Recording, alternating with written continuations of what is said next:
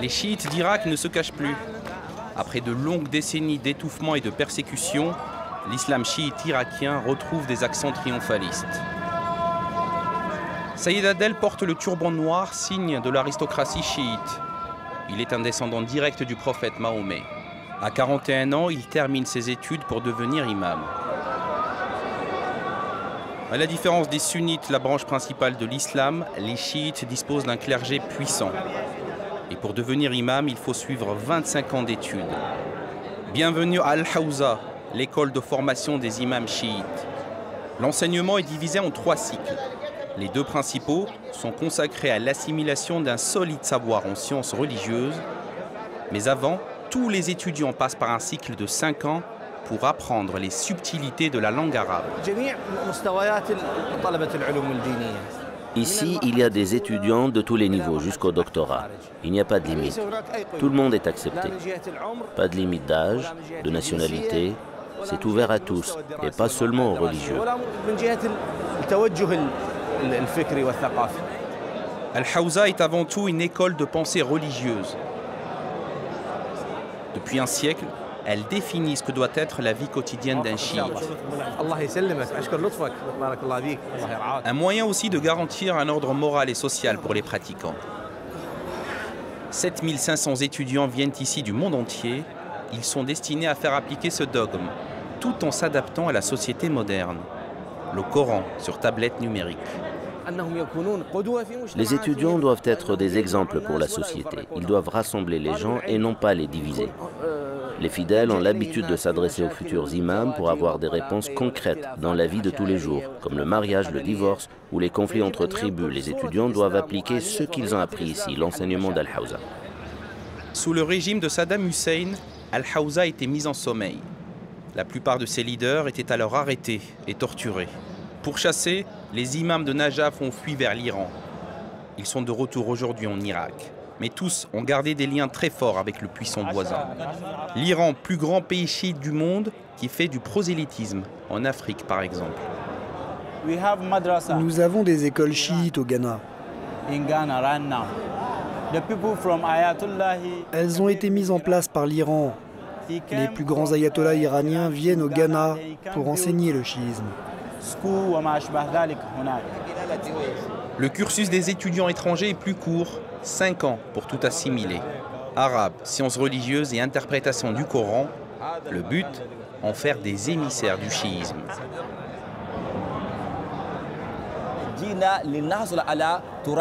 On est venu ici pour apprendre le chiisme et son histoire. Pour qu'une fois rentrés chez nous, on le diffuse auprès de nos frères pour les éclairer et les sauver.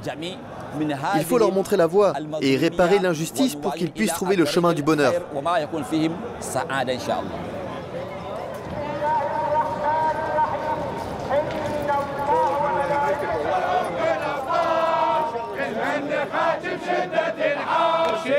Réparer l'injustice. Depuis la mort d'Ali, le premier imam du chiisme, les chiites sont persécutés par les fondamentalistes sunnites. Pour la première fois, ils prennent enfin leur destin en main.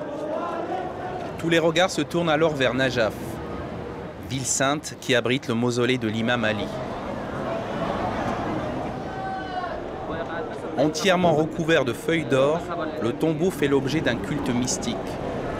Les chiites du monde entier viennent ici pour ranimer le souvenir du calvaire de l'imam Ali, dans une intense ferveur.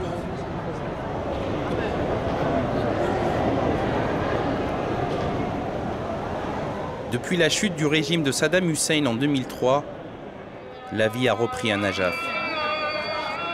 Les attentats sont de plus en plus rares, mais la menace des fondamentalistes plane toujours.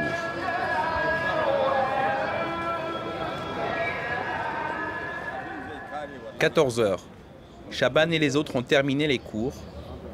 Pas le temps de traîner, il faut vite rentrer. Ils n'ont pas le droit de circuler librement dans la ville. Des chiites de seconde zone sans droit. Je ne peux pas sortir d'ici. car je n'ai pas les papiers pour cela. Je ne peux rien faire. Si je sors et que la police m'attrape, je vais avoir des problèmes. Alors je reste ici. Une vie austère à laquelle Sharif ne s'attendait pas. Le plus difficile pour lui, ce sont les fréquentes coupures d'électricité.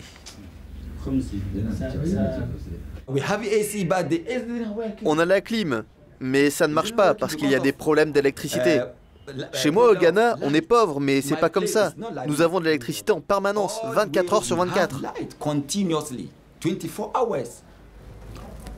Des conditions de vie spartiates. Les portables ne sont pas tolérés. Du coup, les étudiants ghanéens vivent coupés du monde.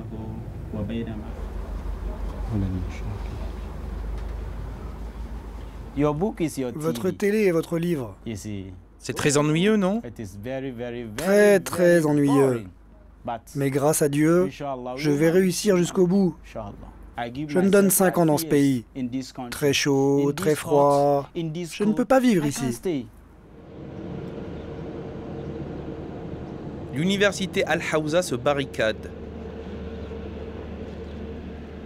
L'école chiite dispose d'une milice privée qui assure la sécurité des grands imams, menacés de mort par des extrémistes sunnites.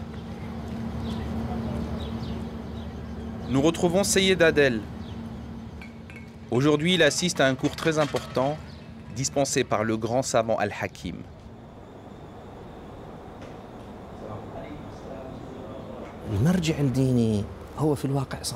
Notre grand imam représente une garantie de paix pour la société.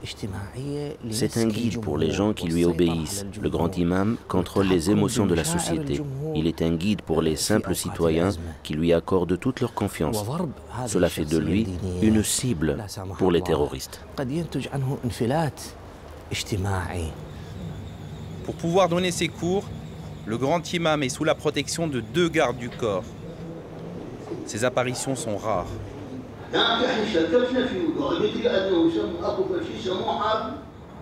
Pendant que Seyed Hakim s'occupe des affaires religieuses, à l'arrière-cour, le business d'Al-Hawza bat son plein.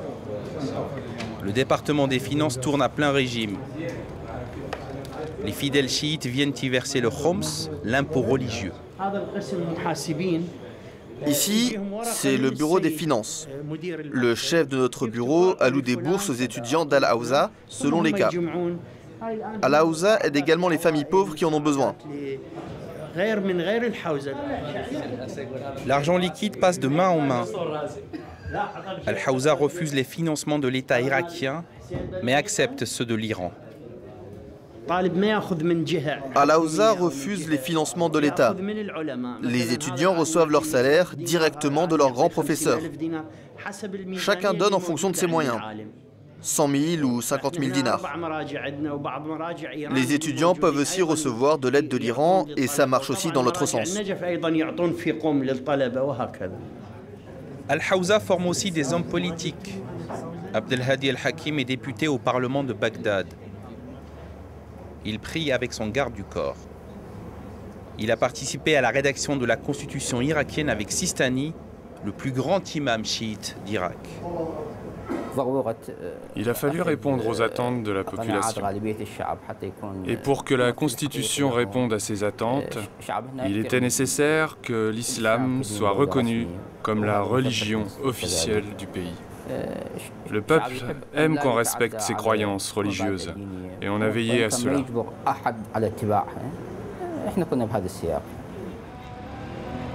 Aujourd'hui, l'islam est la religion d'État en Irak. Les portraits des grands imams d'Al-Hawza ont remplacé ceux de Saddam Hussein. Ahmed avait fui pendant la guerre. De retour, il est heureux de mener une vie normale à Najaf. Pour ce vendeur automobile, les affaires sont florissantes. Comme la plupart des choses qui se vendent à Najaf, ces voitures sont directement importées d'Iran. Ahmed tient à nous présenter son patron, le fils d'un grand imam d'Al-Hawza. Les religieux sont aussi dans les affaires. Le Sayyid Ala Al-Amami est le propriétaire de cette concession. C'est un descendant de la famille du prophète. Sa famille est très connue et très respectée. De grands imams en sont issus. L'après-midi, il travaille ici et le matin, c'est un fonctionnaire de la police routière. Comment marchent les affaires depuis la chute de Saddam? J'ai rien à dire sur ce sujet. Je ne veux pas me mêler de politique. Pourquoi tu veux me mêler à ça? Malaise. Les grandes familles de Najaf n'assument pas de cumuler activité économique et pouvoir politique. Mais pour la population, ce sont bien eux, les nouveaux maîtres de l'Irak. Ahmed vient d'acheter cette grande maison. À 48 ans, il est père de 5 enfants. Il vit très confortablement avec sa famille. Pour lui, ce sont les grands imams d'Al-Hawza qui ont permis à Najaf de prospérer. Voilà une personne que j'admire et que je respecte énormément. Il est dans ma chambre. Et lui aussi, c'est le père de Muqtada al-Sadr. Mohamed Sadek al-Sadr. Un culte de la personnalité partagé par la plupart des habitants de Najaf. Ici, on vénère plus l'imam Sistani que l'on respecte l'autorité du président irakien, Jalal Talabani. Selon moi, le centre du pouvoir en Irak repose sur l'influence des grands imams d'Al-Hawza. Parce que tout le peuple irakien est fidèle à ces grands imams. Leur rôle est plus important que celui de l'État. Ils dirigent le pays à 80%. L'État, c'est eux. Les imams dirigent le pays parce que le peuple fait confiance à ces grands hommes, contrairement aux petits politiciens. De Najaf à Karbala, les chiites pansent leur plaie après 35 ans de répression féroce sous le régime de Saddam. Une reconstruction religieuse, mais avant tout économique et politique, pour un jour prendre le pouvoir en Irak.